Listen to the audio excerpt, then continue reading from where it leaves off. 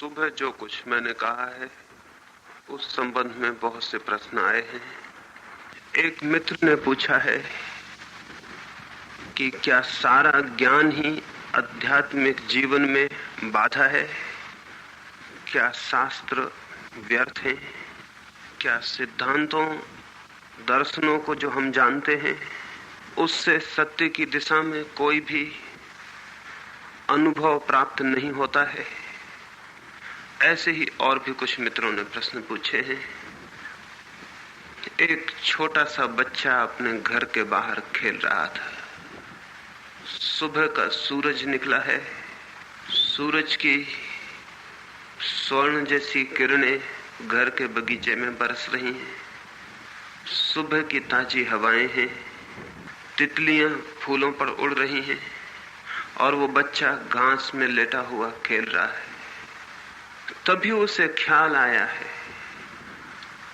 कि सूरज की इन नाचती किरणों को काश वो कैद कर ले, बंद कर ले, अपने पास सुरक्षित कर ले। वो भीतर गया है और एक पेटी ले आया है। उसने सूरज की किरणों को बंद कर लिया है, उस पेटी में हवाओं को बंद कर लिया है और फिर खुशी से नाचता हुआ पेटी को लेकर भीतर अपनी माँ के पास पहुंच गया है और उसने कहा है कि तुझे पता भी नहीं मैं पेटी में क्या बंद कर लाया हूं। सूरज की नाचती हुई किरणें, सुबह की हवाएं, वो सब मैं इसमें बंद कर लाया हूं। उसे पता भी नहीं कि जिसे उसने बंद किया है वो बंद नहीं किया जा सकता है। उसे पता भी नहीं कि वो पेटी को भीतर ले आया है, सूरज की किरणें बाहर ही रह गई। उसकी माँ हंसने लगी और उसने कहा, खोल अपनी पेटी को खोल, मैं भी देखूं तो किन किरणों को पकड़ लाया है, क्योंकि मैंने सुना नहीं अब तक की किरणें कोई पकड़ कर ले आता है और मैंने सुना नहीं कि कोई सुबह की हवाएं भी पेटियों में बंद हो जाती हैं। उसने खुशी में और माँ को चमत्कृत करने के लिए पेटी खोली है और दंग खड़ा रह गया। उसकी आंखों में आंसू आ गए हैं। उसकी पेटी में तो गुप्त अंधकार है, वहां तो कोई भी सूरज की किरण नहीं, वहां तो सुबह की कोई ताजी हवा नहीं। और वो रोने लगा है और कहने लगा कि क्या मैंने तो बंद किया था, वो सब किरणें कहां गई? मनुष्य भी सत्य के सागर के किनारे जीवन की जिन हवाओं को, प्रभु की जिन किरणों को अनुभव करता है, सोचता है शब्दों की पेटियों में, शास्त्रों में बंद कर ले। बड़े श्रम से ये पेटियां बंद की जाती हैं, लेकिन जब भी कोई उन पेटियों को खोलता है तो वहां कोरे शब्दों के अतिरिक्त, खाली पेटियों के अतिरिक्त कुछ भी नहीं मिलता। जीवन में जो भी महत्वपूर्ण है उसे बंद करने का कोई भी उपाय नहीं है। बंद करने के रास्ते कोई भी हों, शब्द भी अनुभवों को बंद करने के पेटियों से ज्यादा नहीं है। जीवन जो जानता है शब्दों में, हम उसे कैद करके प्रकट करना चाहते हैं। कोशिश करते हैं कि उसे पकड़ लें जो हमने जाना और शब्दों में बांध दें, लेकिन शब्द ही हाथ में रह जाते हैं। जिसे बांधा था वो बंधन के हमेशा बाहर है। परमात्मा को किसी भी बंधन में बांधने का कोई उपाय नहीं। मौन में तो उसे कहा जा सकता है, शब्दों में कहने का कोई मार्ग नहीं। शून्य में तो उसके अनुभव को पाया जा सकता है, लेकिन शास्त्रों से उसे निकाल लेने की कोई राह नहीं। लेकिन हम शास्त्रों से जो कुछ उपलब्ध करते हैं, सोचते हैं वो ज्ञान है, वो शब्द हैं कोरे। जिन्होंने उन शब्दों को कहा था उन्होंने सोचा होगा कि जो वे जान रहे हैं शायद शब्दों में बांध दिया जा सके। उनकी करुणा है इसके पीछे, उनका प्रेम है इसके पीछे। मनुष्य जाति भी उस सब को जान ले जो उनको ज्ञात हुआ है, लेकिन नहीं, शब्दों में कुछ भी उतर के नहीं आता है। जैसे खाली कारतूस हो, ऐसे सभी शब्द खाली कारतूसों की तरह हैं जिनके भीतर कोई अनुभव बंधा हुआ नहीं आता। आपके पास अपना अनुभव हो तो शब्द भी सार्थक हो जाते हैं। लेकिन आपके पास अपना अनुभव ना हो तो शब्द खाली कारतूस हैं, उनमें कुछ भी नहीं है। उन शब्दों को इकट्ठा करते रहें, ब्रह्म को, अद्वैत को, आत्मा को, सच्चिदानंद को, इन सब शब्दों को इकट्ठा करते रहें, इनका अंबार लगा लें, इनकी तिजोरी भर लें, और आपको सिर्फ भ्रम पैदा होगा कि आपने कुछ जान लिया है। आप कुछ जान नहीं सकेंगे, और ये भ्रम बाधा है। इसलिए मैंने कहा, ज्ञान नहीं ले जाता परमात्मा के द्वार तक, बल्कि ये प्रतीति ले जाती है कि मैं नहीं जानता हूं। ये जानने का भ्रम शब्दों से पैदा हो जाता है, ये जानने का भ्रम शास्त्रों से पैदा हो जाता है, सिद्धांतों से पैदा हो जाता है। जिस व्यक्ति को खोज करनी हो उसे साहस करना पड़ता है, सत्य को पाना हो तो शब्दों को छोड़ने का साहस करना पड़ता है। हमारा ज्ञान शब्दों के जोड़ के अतिरिक्त और क्या है? और इस ज्ञान से हमने भीतर अपने क्या कर लिया है, सिवाय इसके कि हमारी अस्मिता, हमारी ईगो, हमारा अहंकार मजबूत हो गया हो। हमें लगने लगा हो कि मैं कुछ हूं क्योंकि मैं जानता हूं। हमारे ये मैं का पत्थर और भी भारी और वजनी हो गया हो। किस लिए हमने ये शब्द इकट्ठे कर रखे हैं? शायद इसीलिए ताकि मुझे ज्ञात हो सके, अनुभव हो सके कि मैं कुछ हूं, मैं जानता हूं, मैं अज्ञानी नहीं हूं। मैं एक बात इस संबंध में आपको कहूं, जो भी बात आपके अहंकार को मजबूत करती हो, आप भली भांति जान लेना, वो जीवन सत्य की खोज में दीवार बन जाएगी, बाधा बन जाएगी, पत्थर बन जाएगी। जो भी चीज आपके मैं को मजबूत करती हो, घनीभूत करती हो, और ये भ्रम पैदा करती हो कि मैं हूं। एक समुद्र के तट पर जैसे हम आज यहां बैठे हैं, एक सांझ सूरज डूबता था और एक बाप अपने छोटे से बेटे के साथ समुद्र के किनारे बैठा हुआ था। सूरज डूबने लगा, उस बाप ने सूरज की तरफ उंगली उठाई और सूरज से कहा, गो डाउन, गो डाउन, नीचे जाओ, नीचे जाओ। सूरज तो नीचे जा ही रहा था। सूरज नीचे चला गया और डूब गया। वो बच्चा तो हैरान रह गया अपने बाप की ताकत देखकर। इतना शक्तिशाली पिता है उसका कि सूरज को भी कहता है गो डाउन, तो सूरज भी नीचे चला जाता है। उसके बेटे ने अपने बाप की तरफ आंखें उठाई, उसके कंधे पकड़ लिए और कहा, मेरे पिता, इतने शक्तिशाली हैं आप, तब एक कृपा और करें। उस बच्चे ने अपने बाप से कहा, do it daddy again, do it again, एक बार और करके दिखाएं।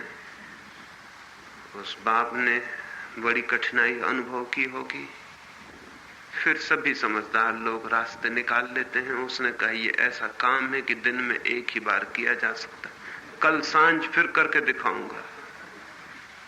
बाप बेटे के सामने ज्ञानी बन जाता है, शक्तिशाली बन जाता है। पति पत्नी के सामने ज्ञानी बन जाता है, शक्तिशाली बन जाता है। गुरु विद्यार्थी के सामने शक्तिशाली बन जाता है, ज्ञानी बन जाता है।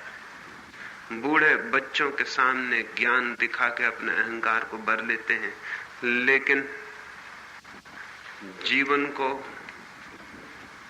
तो धोखा नहीं दिया जा सकता इस भांति, हम अपने को जरूर धोखा दे लेते हैं।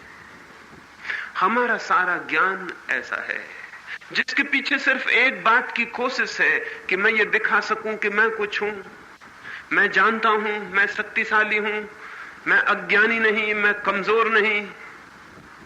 और सच्चाई क्या है? हमारा ज्ञान और हम रेत पर खींची गई रेखाओं की तरह विलीन हो जाते हैं।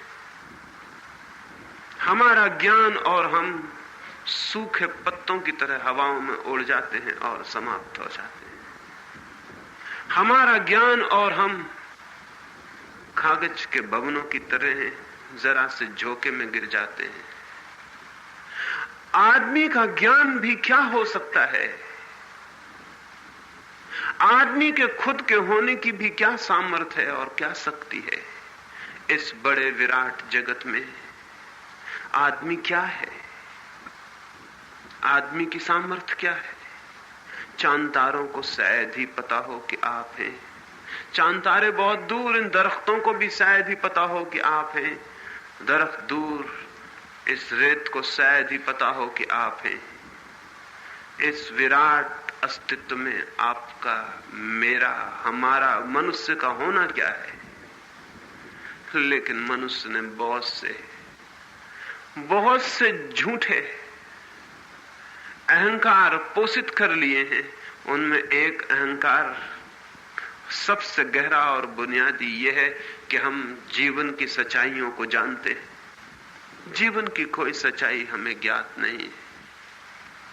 जीवन बहुत अज्ञात है।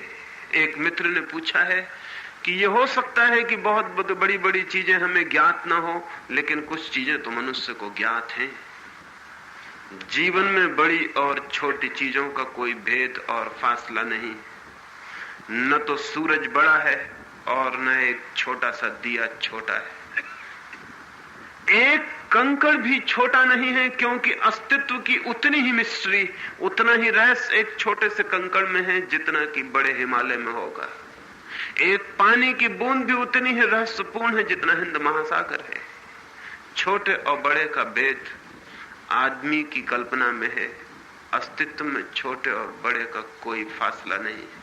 मैंने सुना है एक सांझ जब सूरज पश्चिम में डूबने लगा तो उसने चिल्ला के कहा कि मैं तो जा रहा हूं और रात अंधेरी उतरने को है।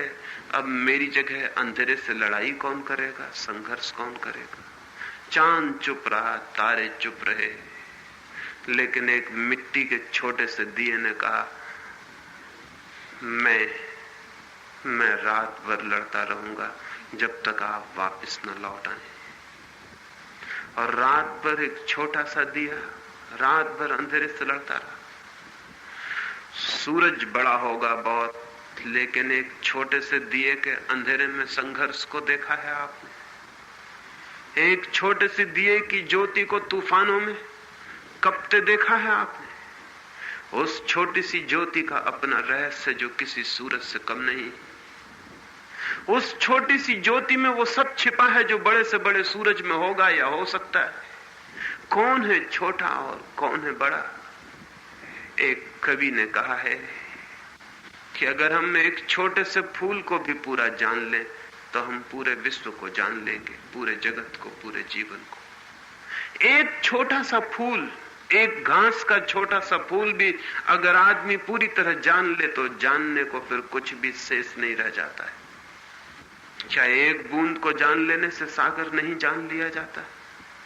क्या एक रेत के छोटे से टुकड़े को जान लेने से सारे पहाड़ नहीं जान लिए जाते? एक छोटे से अणु का उद्घाटन और जीवन के सारे अस्तित्व का बोध नहीं हो जाता? लेकिन नहीं, कुछ भी हमें ज्ञात नहीं है। और जिसे हम ज्ञान समझ रहे हैं वो ज्ञान नहीं, केवल काम चलाओ यूटिलिटेरियन परिचय है। उस परिचय के कारण ये भ्रम पैदा हो जाता है कि हम जानते हैं। मुझे प्रीति कर रहा है एक व्यक्ति का उल्लेख। एडिसन एक छोटे से गांव में गया था। एडिसन ने अपने जीवन में 1000 आविष्कार किए। शायद कोई वैज्ञानिक इतने आविष्कार कभी नहीं किया है। 1000 विद्युत के लिए, इलेक्ट्रिसिटी के लिए उससे बड़ा कोई तत्ववेत्ता नहीं था। कोई नहीं था जो इतना जानता हो विद्युत के संबंध में जितना एडिसन। वो एक छोटे से गांव में गया है।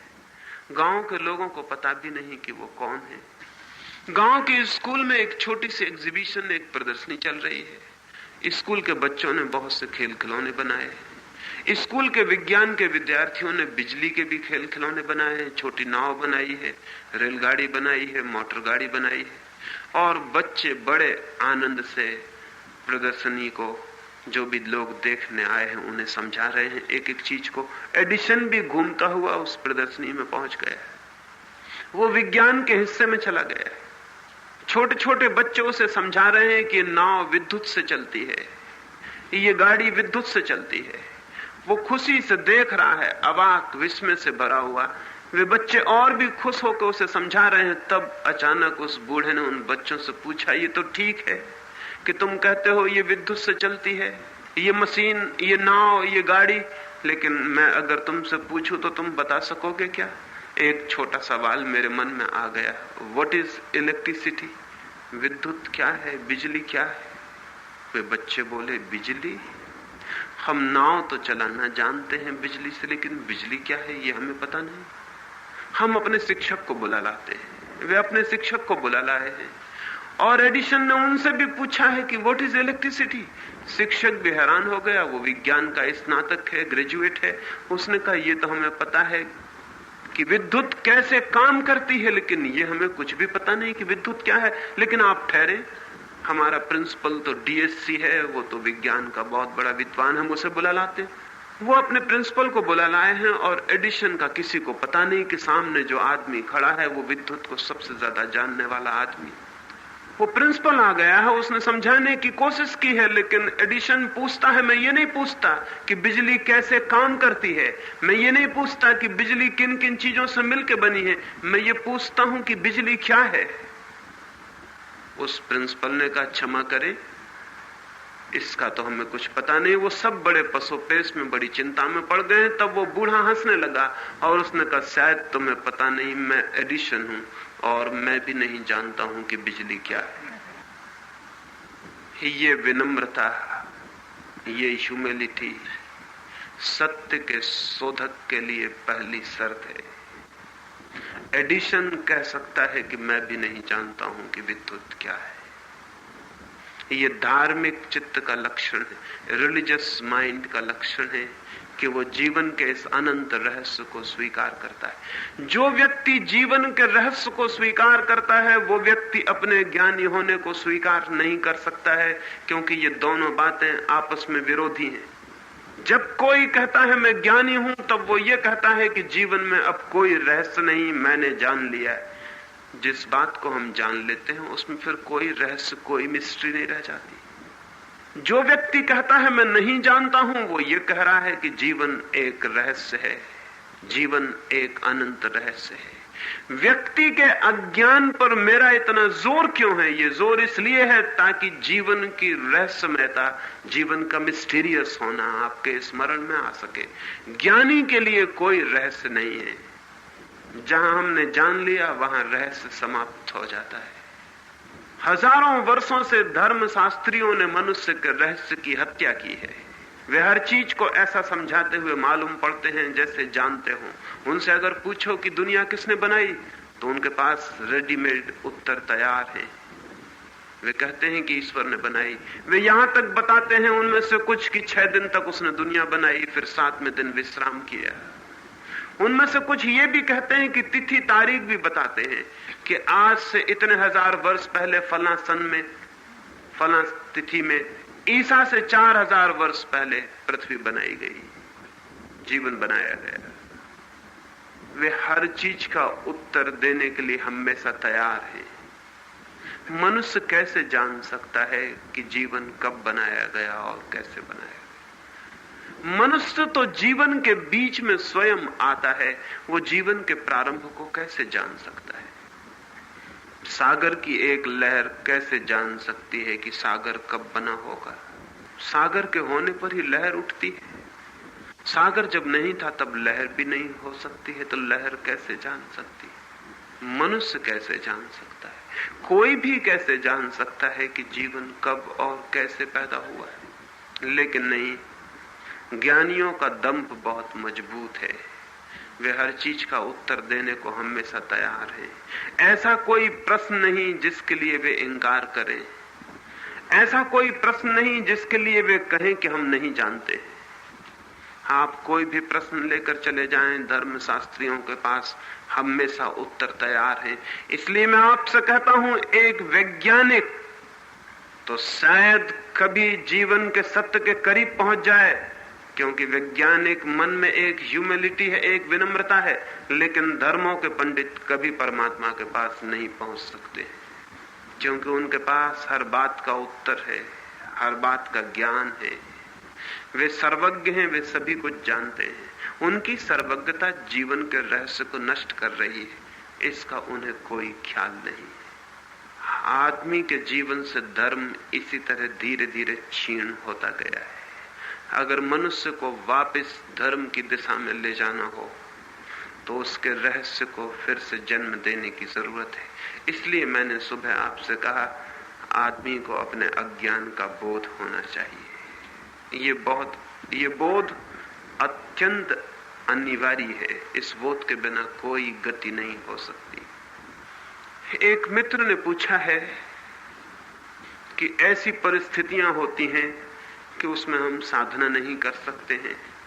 मुझे पता नहीं उनकी परिस्थितियां कैसी हैं, लेकिन मैं ऐसी एक भी परिस्थिति नहीं जानता हूं और कल्पना भी नहीं कर पाता हूं जिसमें कि साधना न की जा सके। परिस्थितियों की बात हमेशा आदमी का बहाना है और हम बहाने ईजाद करने में बहुत कुशल लोग हैं। जो हमें नहीं करना होता है उसके लिए हम हमेशा बहाना ईजाद कर लेते हैं। एक मंदिर बन रहा था, सारे आसपास के गांव के लोग श्रमदान कर रहे थे उस मंदिर में आके मंदिर बनाने में। मंदिर के बनाने वालों ने प्रार्थना की थी गांव-गांव के लोगों से कि सभी आके थोड़ा थोड़ा मंदिर बनाएं। कोई एक ईंट ले आए, कोई एक ईंट जोड़ दे, कोई एक पत्थर ले आए, कोई एक पत्थर रख दे, कोई मिट्टी ढो दे, लेकिन वो सब लोगों के श्रम से बने मंदिर। बड़े समझदार लोग रहे होंगे उस गांव के, क्योंकि जब एक आदमी मंदिर बनाता है तो वो मंदिर अहंकार का मंदिर हो जाता है, और जब हजारों लोग प्रेम से मिलकर कुछ बनाते हैं तो वो प्रेम ही उस स्थान को मंदिर बना देता है। तो गांव दूर दूर से लोग उस मंदिर को बनाने आए हुए थे। वो किसी एक आदमी के पत्थर के आसपास बनने वाला मंदिर नहीं था। काम शुरू हो गया था, लेकिन एक आदमी सुबह से ही आके खड़ा हो गया है, चुपचाप उदास। वो कोई काम नहीं कर रहा है, वो एक झाड़ के नीचे चुपचाप खड़ा है। मंदिर बनाने वाले 2-4 लोग उसके पास गए और कहा, मित्र तुम कुछ हाथ नहीं बटाओगे, तुम कुछ सहयोग नहीं दोगे? उस आदमी ने कहा, मैं भी चाहता हूं कि प्रभु के मंदिर में श्रम करूं, मैं भी चाहता हूं कि यह आनंद मुझे भी मिले, लेकिन भूखे पेट आदमी हो तो क्या कर सकता है, मैं भूखा पेट हूं। भूखे पेट कैसे श्रम किया जा सकता है? बात तो ठीक थी। वे लोग उसे अपने घर ले गए, उसे भरपेट भोजन कराया, फिर वे सब मंदिर की तरफ वापस लौटे। वे चारों लोग तो मंदिर में काम करने लग गए। वो आदमी फिर अपने वृक्ष के नीचे जाके वैसा ही खड़ा हो गया जैसे सुबह खड़ा था। थोड़ी देर बाद उन्होंने देखा कि वो फिर उदास वहीं खड़ा है। उसने न एक पत्थर उठाया, न एक ईंट ढोई है। वे फिर उसके पास गए और कहा, महाशय फिर कोई तकलीफ आ गई क्या? आप फिर भी कोई सहायता नहीं कर रहे हैं? उसने कहा कि मैं भी चाहता हूं कि प्रभु के मंदिर में श्रम करूं, लेकिन भरे पेट कोई श्रम कर सकता है क्या? सुबह वो खाली पेट था इसलिए श्रम नहीं कर सकता था, अब वो भरे पेट है इसलिए श्रम नहीं कर सकता। अब यह आदमी कब श्रम करेगा? कोई इसलिए साधना नहीं कर पाता कि गरीब है, कोई इसलिए साधना नहीं कर पाता कि अमीर है, कोई इसलिए साधना की तरफ नहीं जा पाता कि पेट खाली है, कोई कहता है पेट भरा है इसलिए हम उस ओर नहीं जा पाते। मुझे हर परिस्थिति के लोग मिलते हैं और मैंने पाया कि हर परिस्थिति के लोग कहते हुए पाए जाते हैं कि हमारी परिस्थिति ऐसी है कि हम कुछ करने में समर्थ नहीं है।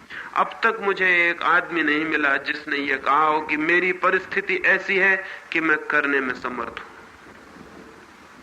जरूर कोई और बात है, परिस्थितियां असली कारण नहीं है। असली कारण जो हम नहीं करना चाहते हैं उसके लिए हमेशा जस्टिफिकेशन, उसके लिए हमेशा न्याय युक्त कारण खोज लेते हैं और निश्चिंत हो जाते हैं। ऐसी कौन सी परिस्थिति है जिसमें आदमी शांत न हो सके? ऐसी कौन सी परिस्थिति है जिसमें आदमी प्रेमपूर्ण न हो सके? ऐसी कौन सी परिस्थिति है जिसमें आदमी थोड़ी देर के लिए मौन और शांति में प्रविष्ट न हो सके?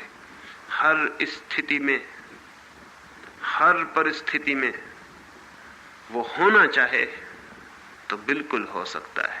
यूनान में एक वजीर को उसके सम्राट ने फांसी की सजा दे दी थी।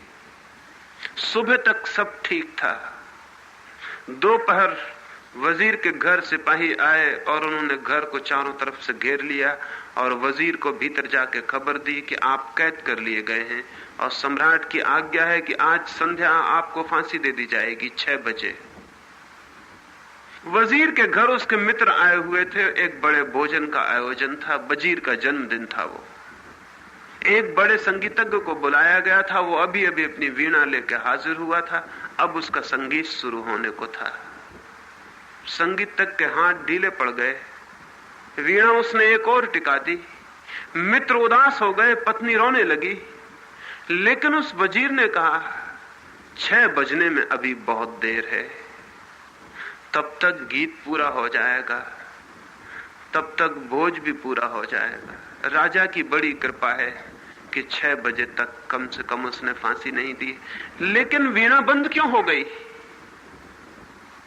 भोज बंद क्यों हो गया? मित्र उदास क्यों हो गए हैं? 6 बजने में अभी बहुत देर है। 6 बजे तक कुछ भी बंद करने की कोई जरूरत नहीं। लेकिन मित्र कहने लगे अब हम भोजन कैसे करें? संगीतज्ञ कहने लगा अब मैं वीणा कैसे बजाऊं? परिस्थिति बिल्कुल अनुकूल नहीं रही। वो आदमी हंसने लगा जिसको फांसी होने को थी। उसने कहा इससे अनुकूल परिस्थिति और क्या होगी? 6 बजे मैं मर जाऊंगा। क्या ये उचित न होगा कि उसके पहले मैं संगीत सुनूं? क्या ये उचित ना होगा कि उसके पहले मैं अपने मित्रों से हंस लूं, बोल लूं, मिल लूं? क्या ये उचित ना होगा कि मेरा घर एक उत्सव का स्थान बन जाए, क्योंकि सांझ 6 बजे मुझे हमेशा को विदा हो जाना है। घर के लोग कहने लगे परिस्थिति अनुकूल न रही कि अब कोई वीणा बजाए। घर के लोग कहने लगे परिस्थिति अनुकूल न रही कि अब कोई भोज हो। लेकिन वो आदमी कहने लगा कि इससे अनुकूल परिस्थिति और क्या होगी जब 6 बजे मुझे हमेशा के लिए विदा हो जाना है। तो क्या ये उचित न होगा कि विदा होते क्षणों में मैं संगीत सुनूं? क्या ये उचित न होगा कि मित्र उत्सव करें? क्या ये उचित न होगा कि मेरा घर एक उत्सव बन जाए कि जाते क्षण में मेरे याद, मेरी स्मृति में हमेशा वे थोड़े से पल टके हुए रह जाएं जो मैंने अंतिम क्षण में विदाई के क्षण में अनुभव किए थे। और उस घर में वीणा बजती रही और उस घर में भोजन चलता रहा। यद्यपि लोग उदास थे, संगीतज्ञ उदास था, लेकिन वो वजीर खुश था, वो प्रसन्न था। राजा को खबर मिली। राजा देखने आया कि वो वजीर पागल तो नहीं। और जब वो पहुंचा तो घर में वीणा बजती थी और मेहमान इकट्ठे थे। और राजा जब भीतर गया तो वजीर खुद भी आनंद मग्न बैठा था। तो उस राजा ने पूछा तुम पागल हो गए हो? खबर नहीं मिली कि 6 बजे सांझ मौत तुम्हारी आ रही? उसने कहा खबर मिल गई, इसलिए आनंद के उत्सव को हमने तीव्र कर दिया है। उसे शिथिल करने का तो सवाल न था, क्योंकि 6 बजे मैं विदा हो जाऊंगा। तो 6 बजे तक हमने आनंद के उत्सव को तीव्र कर दिया है, क्योंकि ये अंतिम विदा के क्षण स्मरण रह जाए। राजा ने कहा ऐसे आदमी को फांसी देना व्यर्थ है। जो आदमी जीना जानता है उसे मरने की सजा नहीं दी जा सकती है। उसने कहा मैं वापस ले लेता हूं। ऐसे प्यारे आदमी को अपने हाथों से मारूं ये ठीक नहीं। जीवन में क्या अवसर है, क्या परिस्थिति है, ये इस बात पर निर्भर नहीं होता कि परिस्थिति क्या है। ये इस बात पर निर्भर होता है कि हम उस परिस्थिति को किस भांति लेते हैं, किस एटीट्यूड में, किस दृष्टि से। तो मुझे ज्ञात नहीं होता कि कोई भी ऐसी परिस्थिति हो सकती है जो आपके जीवन में प्रभु की तरफ जाने से आपको रोकती हो। आप ही अपने को रोकना चाहते हो तो बात दूसरी है, तब हर परिस्थिति रोक सकती है। और आप ही अपने को न रोकना चाहते हो तो कोई ऐसी परिस्थिति न कभी थी और न कभी हो सकती है। थोड़ा ध्यान से अपनी दृष्टि को देखने की कोशिश आप करना, परिस्थिति पर दोष मत देना। थोड़ा ध्यान करना इस बात पर कि मेरा दृष्टिकोण, परिस्थिति को समझने की मेरी वृत्ति, मेरी अप्रोच, मेरी पहुंच तो कहीं गलत नहीं है। कहीं मैं गलत ढंग से तो चीजों को नहीं ले रहा हूं। एक घटना मुझे और स्मरण आती है। कोरिया में एक भिक्षुणी स्त्री, एक सन्यासिनी एक रात एक गांव में भटकी हुई पहुंची। रास्ता भटक गई है और जिस गांव पहुंचना चाहती थी वहां न पहुंच के दूसरे गांव पहुंच गई। उसने जाके एक द्वार पर दरवाजा खटखटाया। आधी रात है, दरवाजा खुला, लेकिन उस गांव के लोग दूसरे धर्म को मानते थे। वो भिक्षुणी दूसरे धर्म की थी। वो दरवाजे के मालिक ने दरवाजा बंद कर लिया और कहा, देवी, ये द्वार तुम्हारे लिए नहीं, हम इस धर्म को नहीं मानते, तुम कहीं और खोज कर लो। और उसने चलते वक्त ये भी कहा कि इस गांव में शायद ही कोई दरवाजा तुम्हारे लिए खुले, क्योंकि इस गांव के लोग दूसरे ही धर्म को मानते हैं और हम तुम्हारे धर्म के शत्रु हैं। आप तो जानते ही हैं, धर्म आपस में बड़े शत्रु हैं। एक गांव का अलग धर्म है, दूसरे गांव का अलग धर्म है। एक धर्म वाले को दूसरे धर्म वाले के यहाँ कोई शरण नहीं, कोई आशा नहीं, कोई प्रेम नहीं। द्वार बंद हो जाते हैं। द्वार बंद हो गए। उस गांव में उसने 2-4 दरवाजे खटखटाए, लेकिन दरवाजे बंद हो गए। सर्द रात है, अंधेरी रात है, वो अकेली स्त्री है, वो कहां जाएगी? लेकिन धार्मिक लोग इस तरह की बातें कभी नहीं सोचते हैं। धार्मिक लोगों ने मनुष्यता जैसी बात कभी सोची ही नहीं। वे हमेशा सोचते हैं हिंदू है या मुसलमान, बौद्ध है या जैन, आदमी का सीधा कोई मूल्य उनकी दृष्टि में कभी नहीं रहा है। वो स्त्री उस गांव को छोड़ देना पड़ा।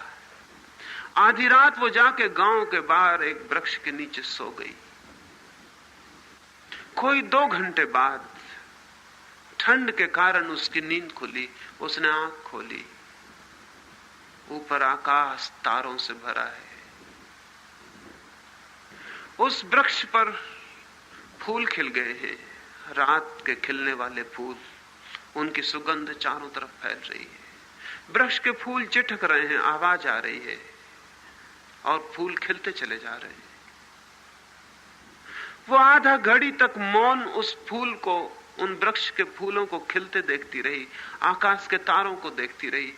फिर दौड़ी गांव की तरफ। फिर जाके उसने उन दरवाजों को खटखटाया जिन दरवाजों को उनके मालिकों ने बंद कर लिया था। आधी रात फिर कौन आ गया? उन्होंने दरवाजे खोले, वही भिक्षुणी खड़ी है। उन्होंने कहा, हमने मना कर दिया, ये द्वार तुम्हारे लिए नहीं है, फिर दोबारा क्यों आ गई हो? लेकिन उस भिक्षुणी की आंखों से कृतज्ञता के आंसू बह जाते हैं। उसने कहा, नहीं, अब द्वार खुलवाने नहीं आई, अब ठहरने नहीं आई, केवल धन्यवाद देने आई हूं। काश तुम आज मुझे अपने घर में ठहरा लेते, तो रात, आकाश के तारे और फूलों का चटक के खिल जाना मैं देखने से वंचित ही रह जाती। मैं सिर्फ धन्यवाद देने आई हूं कि तुम्हारी बड़ी कृपा थी कि तुमने द्वार बंद कर लिए और मैं खुले आकाश के नीचे सो सकी।